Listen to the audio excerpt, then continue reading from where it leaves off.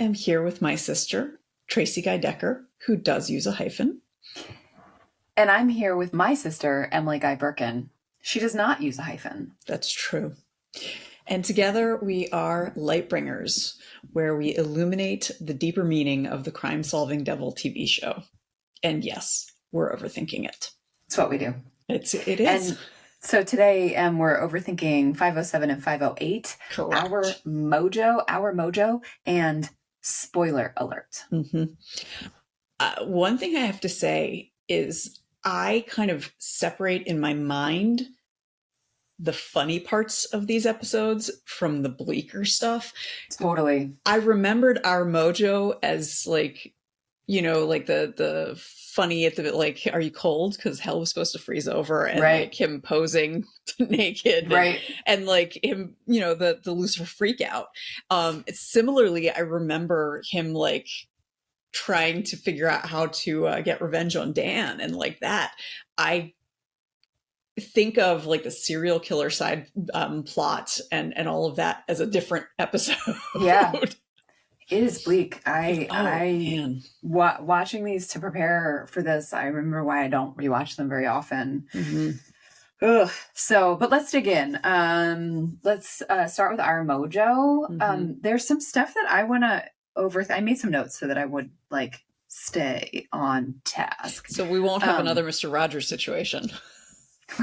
Right. Well, we might, but okay. So let's start off with the fact that she can mojo him. She mojos him from the beginning, and then we realize he has lost the ability to ask people's desires. I really want to overthink what's happening here. Yeah, because I'm like, it's in some ways it's just sort of a comedic moment for the TV show, like for the TV experience, and also like sets up sort of a reminder of his emotional immaturity. But let's actually like dig into like what is happening, the mechanics of it, phenomenologically and metaphorically.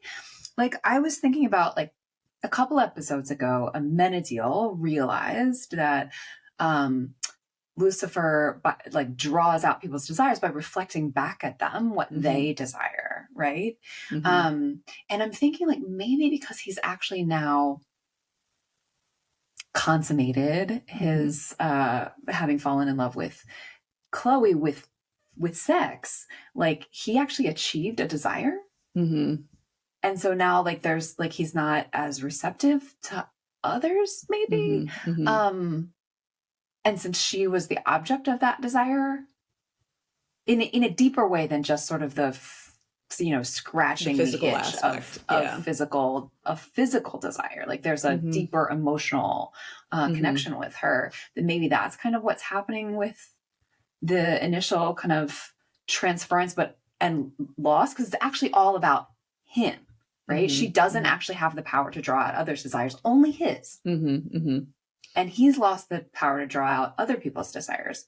He never was able to draw out Chloe's. So maybe it's something about the fulfilled desire in him that makes that happen. Does that makes a lot of sense to me? Yeah. Because, and I think to the show's credit, they never explain it. Even though I think that is a reasonable explanation for what's happening, because there is something, one of the things I had thought about is clearly he has lots of experience, but would he be good for Chloe? Because he can't reflect her desire back. And so he'd be, fumbling just like any other human being the first time with a new lover. So an interesting thought. And so I have had that thought before multiple times, but then this is kind of like the other side of it is that all of his desire power is about drawing out other people's desires. What is it that he desires? Because nobody asks him that. And that's part of like the gift of what Chloe is for him, is that she can see him as a person and is actually in a position to say, like, what is it that you truly want? Rather than just, I'm the person who gets you what you want, which is normal reaction, or well, who he normally is to other people. And it's interesting that instead of just being like satisfied, he freaks out. Now that's a part of his emotional immaturity, but it's also in some ways realistic too with an overgrown man child, like actually experiencing intimacy for the first time, that he would like freak out and kind of retreat again. I don't know what that means for, and I feel like this was just a writer shortcut for him being invulnerable again in the next episode. Like, I don't feel like we can put our heads together and overthink a way to make that work. Honestly. I mean, maybe, but we have to try. Indeed we do. And actually sort of on that line that you're pulling on right now, there's that weird moment after they've caught Klomsky. Lucifer has recovered from the drug, and they're standing there, and Ella and Chloe walk away, and Pete is left there with Lucifer, and Pete's like, I feel like you don't like me, and whatever. And they have that exchange that first time through, before you know the truth about Pete, like makes total sense. And then now running through, knowing what we know about Pete, like, what's his angle? Yeah. Like, I don't know, unless it's just all part of the act of doing what you're supposed to do. Yeah. And that conversation about like, I just have to let her in and see what she decides. And then Chloe's response too, like, you finally let me in by like, that's what the transference of the mojo was. Like, all of that then combined with then the return of the invulnerability. I think actually... Okay, you've convinced me. I think it makes sense. That does make sense. It's part of his freak out that he like that next taking that. I mean, since he self-actualizes, so the actualization of the next level of intimacy, of letting her past his defenses and magic and like sort of how he interacts with others, it like realizing that has happened, and the emotions that sort of draws or creates in him is enough to make him shut down the ways in which he had let her in previously. Yeah, okay. I'll buy it. That makes sense. But the conversation, like, I actually think in terms of storytelling, and so that I could draw that conclusion, the conversation with Pete is very helpful. Right. So the breadcrumbs that the writers left for us were that conversation with Pete, and then Chloe talking about letting her in. So that's helpful. But when I look at Pete and his motivation, I guess I just have to sort of say, like, well, that's just part of the whole act. Because I have the same question about giving her his key. I mean, when you have a friggin' like murder dungeon, yeah, maybe you don't give your key to the curious forensic scientist that you're trying to keep in the dark. I do want to talk about Pete quite a bit. And as for like, okay, the giving her his key, I see that as he thinks he's smarter than everyone. Yeah. And so you see that in the when she's interrogating him, like, and so I am willing to like, there's no danger to me because like I'm too smart. I'm too smart. Yeah. And so that fits for me. I think there's also a sense of, like he was talking about, I want to feel something. The danger of having her there. Yeah. Would also like he'd be flirting with something that could maybe make him feel something, you know? Yeah. And then as for the conversation with Lucifer, he's saying, I just have to let her in and let her like decide for herself. But he's not. Right. He's not actually. It's all an act. It's all an act. And so like, the fact that is entirely an act.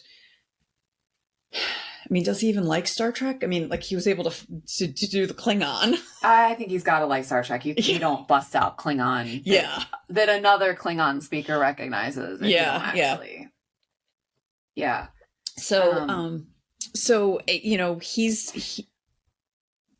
it's the fact that he's putting on the act in front of Lucifer is what feels like, wow, that's tap dancing to a level I have trouble imagining. But then again, I'm not a serial killer.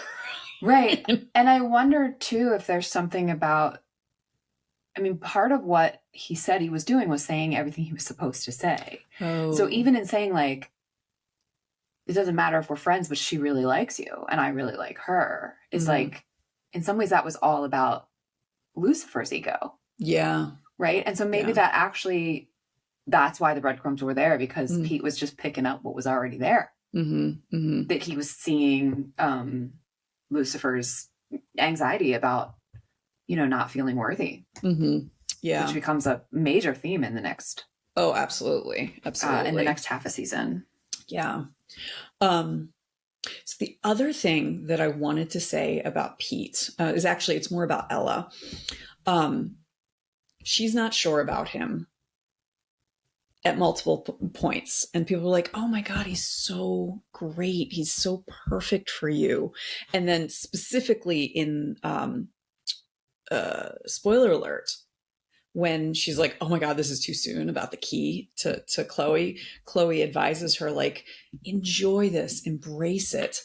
And I want to talk about how common it is for society to talk women out of their gut feelings. I have been in relationships where it didn't feel right, and people have told me, like, oh my God, he's being so good to you, enjoy this, just and like, it blew up later. I'm like, not, you know, murder dungeon in the basement later, but like, still blew up. And I got mad that I like ignored my own sense and intuition. And that's clearly going on with Ella. And, you know, some of it has to do with the fact that she's convinced that she liked bad boys. And so, like, I'm resisting because he's a nice guy. Right. Instead of it being like, you know what? I know myself and I know how I'm reacting and I should listen. And so that's something I've really felt watching this, just because it has happened to me on more than one occasion. And I think it happens to, I mean, not just women, it happens to everyone. Our society gaslights we're everyone. definitely told not to trust our intuition. But we also, as a species, are guilty of self-sabotage. I mean, both are true. Both are absolutely true. Absolutely. The thing is, there's the kind of the self-sabotage that she's guilty of is not slowing down too much. True. And so, and that's part of why, like, but it's difficult. It's why I feel like everyone needs a therapist. Like, if she had talked to Linda about this, I think Linda would have had a more nuanced and reasonable response than like, and, you know, some of this was because Chloe was freaking out a little bit about the fact that Lucifer hadn't said I love you yet, and so she would have really liked it if he were and she rushed through her advice as well. Exactly. Well, and then there was the snake that she needed to go address. Literal snake. A literal snake. But that was something, because that's not the only time that's happened with Ella, and her intuition was absolutely correct. And even if he hadn't turned out to be a serial killer, that doesn't change the fact that if you feel like it's too fast, then it's too fast. It's too fast. Like, that's, you only need one person to put on the brakes. Right. And that's something I wish, I don't know. I'm not sure how I wish if they had done anything differently or anything like that, because it becomes clear that the advice was terrible from Chloe, and not that she did anything wrong, but just that it was bad advice. But, you know, that's I just want to underline in our show how unhelpful it is to tell someone like, enjoy this, embrace it, when someone is expressing discomfort or something. Right. You know, thinking about our Mojo and Pete in that, like, I wonder if there was from the storytelling perspective, a missed opportunity, just minor, of like, while he's helping to catch Klomsky, the only emotion he really expresses is like, oh no, we're going to save a life. This is like great. I wish that we'd seen a little bit of anger from him. I will say, I was paying a little closer attention than probably, this might have been so subtle that it wasn't actually there, but there's a point where Chloe says, like, we've caught the serial killer, we've caught the person who's responsible for 4 deaths, and Pete's face kind of falls. And it's very subtle, which fits with how firmly he's wearing his mask. But his face definitely changes in that moment. And I think that is, and no one's looking at him at the time either. So like, I felt like that's reasonable. That is what would happen with someone who is so committed to a fake persona. I feel like we could have, I do think we could have had him say, like, when they're in the dark room or something, or when she's like apologizing, he could say, let's catch this son of a bitch. You know, like, I think he could have expressed anger toward Klomsky. In a way that would have made sense as like, if he were not who he is, just like, we got to stop this killer. But also on retrospect, for us as the rewatchers, would have been like, oh, he's pissed off at this copycat. Which totally not necessary, obviously, but would have been satisfying, I think, for the rewatcher to be like, oh, look, he's like annoyed that he's being copied. Like, we don't see it. They actually don't express annoyance at his being copied ever. We don't see that at all. Not even in the interrogation at the end. I do think, considering the part he's playing for Ella, him saying, let's catch that son of a bitch, wouldn't fit. Because he's playing this very gentle character for her. Whereas, like, hitting or saving a life is in keeping with the character he's playing. I guess. I would argue that it could have been written in a way that could have given us something that would have been still within keeping of the character he was playing for Ella, and also expressed a little bit of the anger that the actual... Although, part of what we hear from him is that he has no feelings. Yeah. Except for in that, you know, so, yeah. Well, okay. He's, I feel like he's the most chilling character. Totally. Of all the bad guys. Yeah, because he's a complete sociopath. Like, he has no empathy for the women that he kills. And even like when he's talking, like when she realizes he was planning on killing her. And I mean, most of the other killers actually had a lot of feeling. They had a lot of passion. And it was misplaced and it was over the top and it was like, whatever, like, not worth killing for, dude. But at least, like, the actual emotion was comprehensible. Absolutely. Pete's is not. It's horrifying. And actually, it's interesting that, thinking about the 2 arcs, like, that Michael is paired here too, because I also find Michael incomprehensible. Yeah, I think that's fair, because he's not. He's motivated by this. I mean, we learn through the big arc that it's motivated by a lust for power. But we don't see that now. It's kind of like, you know how there are people who they just like to tease people in a way, and like and get and this was me growing up. I was like, people would say it was easy to get my goat. And like, don't be so easy to get your goat. And I'm just like, why do you like getting my goat? Yeah, I remember that. And so that's something I struggle to understand, like why someone would enjoy pushing people's buttons, which is exactly what Michael does. And it's, you know, it's interesting too to like juxtapose like the three brothers that we see in these two episodes, right? Like Amenadiel manages to say just the right thing that's actually helpful and healing to Maze. About, you know, about other examples of things that have never happened before. Yeah. And he's so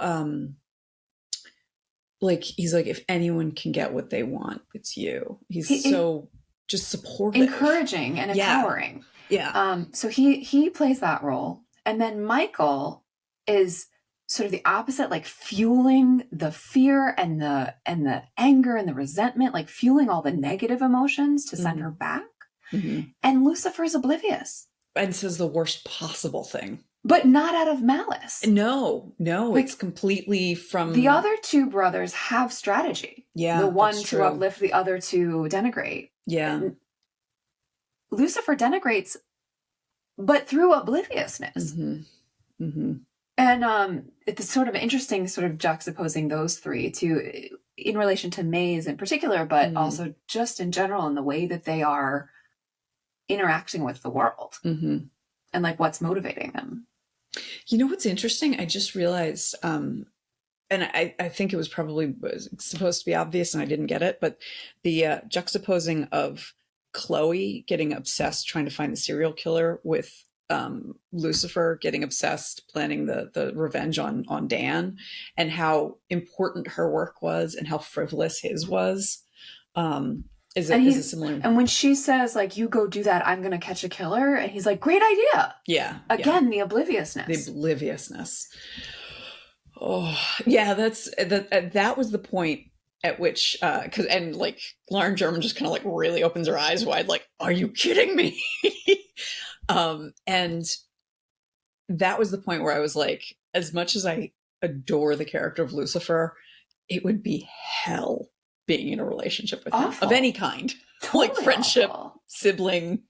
Oh, totally. Like loving relationship. Yeah. Michael, like Pete, Gotcha. is putting on a show. Like when Michael shows up in the cemetery. Oh, yeah. With Dan. To Dan. And then he says, perhaps you've heard of me, the Archangel Michael, and he does prayer hands. Yeah. Well, and what he's wearing even is like... it's such a show. Yeah. And I think like watching it again, seeing that show that Michael puts on, like makes Pete's show, like the facade of it kind of more nuanced for me. Yeah.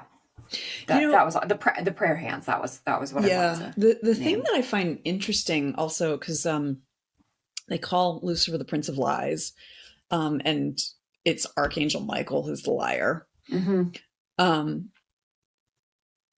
And I'm thinking about how easy it is to get away with a lie. Well, first of all, when it comes from a source that you don't expect to lie. So like, and that's something that I've noticed, like okay, let's put it like this. So Harvey Weinstein, part of his abuse was to cultivate people who were going to defend him. Like Meryl Streep is one I can think of. So the people that he is absolutely 100% just loyal to and kind to, and never shows any sense of nastiness. And so when, people are accusing him, there are these people in the wings going like, that's not the Harvey I know. And so I'm thinking of like, that's whereas someone who is living a life that seems like outside the norm or anything like that, you're more likely to think that they're lying. just because you don't approve of how they live. It's a very amorphous thought, but I'm just thinking about the fact that that we are there is this juxtaposition between like who we expect to be truthful, who we expect to be duplicitous, and how that can be exploited in a way that makes it almost impossible for the truthful person who's actually truthful to convince people that they're telling the truth. Yeah. Whew. Michael is such a dick. Such a dick. Such a dick. Every time I forget it's Tom Alex. Right? He does a great job. Such a good job. I feel like his American accent wasn't quite as good in spoiler alert, like in the scene where she's in the zoo, which, by the way, an abandoned zoo? What? Yeah. Anyway, but I feel like his American accent was a little off on a couple of words. It like stuck out, but first time through, I didn't notice that at all. Yeah. But yeah, total dick. So a couple things from spoiler alert that I want to mention, like overthinking it. The A-list director who's been dead over a week. Yeah. I have a hard time believing that she would go missing and not be discovered for over a week. Yeah. That just doesn't make sense. Yeah, to me. that didn't that was a detail that I think they should have just changed. That didn't make sense. She didn't have to be an A-list director. She could have been an aspiring director or like a director who recently had I don't know, like a scandal or something. You know, there's any number of things they could have done. Yeah. It just that like little detail gave me a speed bump while I was watching. Yeah. And that I know they were just like in like the emotion or whatever, but Chloe'd only been missing for like a day, two. Yeah. And they clearly like the body had been there for a while because the scent and the lilies were and the flies. Like they made it clear that this has been a minute, which I think Ella and Lucifer would have put together even before they turned which was very dramatic, you know, the blonde hair and they turned the chair. And dramatic and also like kind of gross that they were like relieved that this dead woman, I mean, makes sense. They were relieved it wasn't their friend, but also like, ooh. Yeah. So, and then the other thing that I wanted to just like lift up is the choreography of the fight scene at the end while time is frozen was amazing. I was really, so good. Really enjoying it. And like the way that like I think it was Kevin Alejandro. But yes, that's what I was going to say. Did you see who directed it? Like he is very talented. The way he directed the cuts where like there would be like a strike and then it would be the other pair. That was really, really satisfying to watch. Yes. Yeah. I really enjoyed that. And like the glass while time, and so it just sort of like hung there. That was such a cool effect. When I was watching like the glass and all of that, I was like, this is what a Netflix budget does for you. That was really, really cool. I really like that.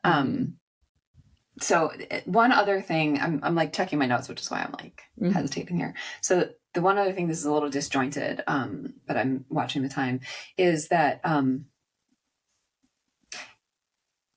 it's interesting. Lucifer says to Maze more than once, "You're just a demon," right? Which is painful for Maze to hear. Ella, when they're like chasing down the killer, and Ella's like, "We need backup," and he's like, "I'm all the backup you need," and she's like, "You're just an actor," and it doesn't affect him at all because it's not true. Yeah, and which I don't know if the writer set that up on purpose, but that was an interesting. Like, I noticed that sort of interesting, like dismissal of the companion's dismissal of the person, and the effect that it has is totally on whether or not that identity has been internalized. That's so if someone said to me, "You're just a Wisconsinite," I'd be like, "What?" Because, yes, I live in Wisconsin, but it's not part of my identity. And Whereas if they said, you know, you're just a writer, or you're just a woman, like that, I would be like, you take that back. You know? Yeah. No. So yeah, it really does have to do with like whether or not this is something that you identify with. And like, whether or not you have any internalized depression around it. That's true too. So I'm trying to think of like something that I am other than like where I live. That I mean, you're just a Birkin. Since I am a member of that family, or just a guy. Actually, that if someone said that to me, I'd have a little more of a problem with it. So weird. Oh yeah. Let's sidle around the radioactivity. There's one thing that I want to mention before we get to fluff, because I know you've got a hard stop. This is not the first time that someone has brought up Ella's darkness. It really affects her, and for good reason, because, you know, Pete's saying like, oh, we're just alike. What I really wish there was a little bit more about what that means. Now, we get into it later, and when we get to it, I'll talk about why I have such a problem with how that goes down. But her so-called darkness is just like humanity. Yeah, I actually wrote that down too, and then I wasn't sure if I wanted to bring it up. But yeah, that I agree. And like, especially like Lucifer, who has met 90% of humanity or whatever, like, thinks that she's something special. She's stronger than she knows. And Azrael, who meets 100% of humanity at some point, singled her out to be a special human friend. Like, there's something special about Ella. I don't think it's darkness. Yeah. And I will say, if I'm going to overthink it, someone as dark as Pete, who has something, I don't want to say special, but unusual about him, it's different. He might see the difference that is her specialness. He's projecting his difference onto it. Yeah. And says, I recognized it at the moment we met. It wasn't that he was recognizing the same difference, but that there is a difference. I agree. What is dark about Ella is just what is human about all of us. Yeah. But there is the show, within the universe of the show, Ella Lopez is special. She's not a typical human. I mean, billions of people, Azrael visits her. Right? I mean, and now Azrael doesn't meet most of them while they're still living, but some of them, she's not the only, right? Yeah. But as far as we know, because she said something like, it happens sometimes, like when she what happened with Ella in the car accident. Right. So there are but others, she doesn't show up as Ray the ghost for the rest of them. For the rest of them, yeah. For everyone who's had a near-death experience. So if I'm going to overthink that, because it stood out to me as well, and it affected Ella, you're right. But I actually believe that Pete saw something and projected his darkness onto that which was atypical in Ella, because that's the only way he knows atypicalness. And they had a bunch of other things in common, like the Klingon and whatever. Yeah. Well, and we do find out later, like... Yeah, she has intrusive thoughts. Yes, but... She's also had a lot of trauma in her life. And she's human, you know, intrusive thoughts are fairly normal. But... Yeah. So I have got 2 pieces of fluff. I'm going to start with the less fluffy. During the fight scene, I noticed there were a couple of times when you could tell that it was Tom Ellis's stunt double fighting with Maze. Yeah, for sure. And I was just like, you know what? I have no idea how difficult this was to do. Yeah. Totally. And like they did a damn good job of making it seamless, but it's partially because I'm on like red alert Tom Ellis at all times. Yeah. So the second piece of fluff I have is when Amenadiel is giving Maze that pep talk in our Mojo. He gives her this look where he's smiling and like just kind of looking at her with like admiration. And I was like, I need like a gif of that to like play anytime I'm having a bad day. He's just like Stevie Woodside believes in me.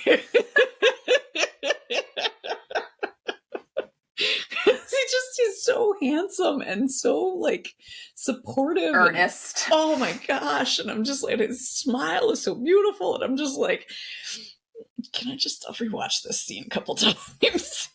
Yeah. And the way she sort of like settles in, like to put her head on his shoulder, or like snuggle down into her shoulder. Yeah. Nice. Those are nice pieces of fluff. I have one.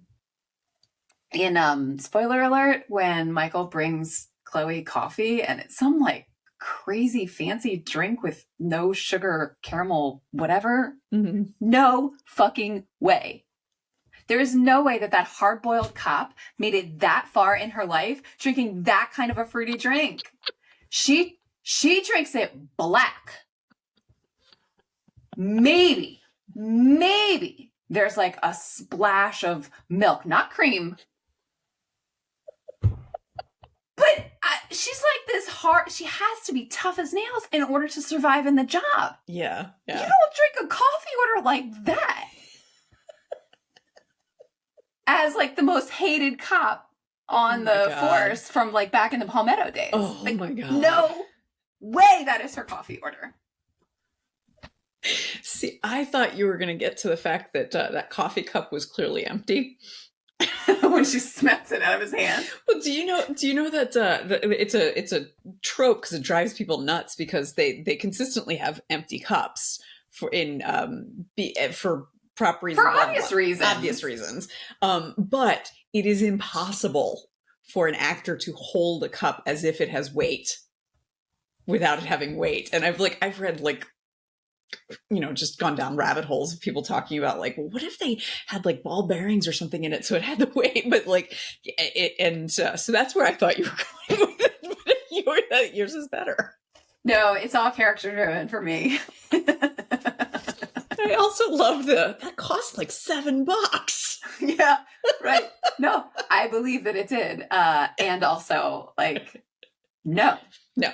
I do not believe that Detective Chloe Decker ordered that foo-foo drink. Now, to be fair, he said, I got your favorite, and he listed all that stuff. And she never confirmed that was her favorite. He might have just decided it was, and that was part of the reason why she was like, fuck this shit. That is my language. That is totally true. And based on the way he's behaving, like I was led to believe that like he got like he knew all this stuff. He's clearly been stalking her celestially because he knows about the fact that Lucifer's knew the invulnerability and the power, and he knows that he's never said I love you back. Like he knows a lot about Chloe and about Chloe's whatever. So you're right. That is possible that she was like, ugh, I take it black, asshole.